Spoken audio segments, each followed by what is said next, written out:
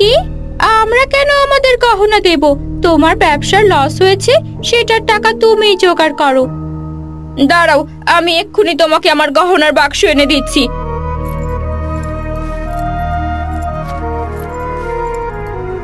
এই নাও, এখানে আমার বিয়ের গহনা সহ বিয়ের পর তুমি যে গহনা গড়িয়ে দিয়েছো সবই আছে।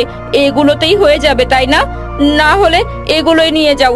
ছোট বউয়ের গয়না আর নিতে হবে না, ওরগুলো থাকুক। দেখলে ছোট বউ, সত্যি কখনো চাপা থাকে না। আমি জানতাম তুমি আমার সুখের সংসার নষ্ট করছো।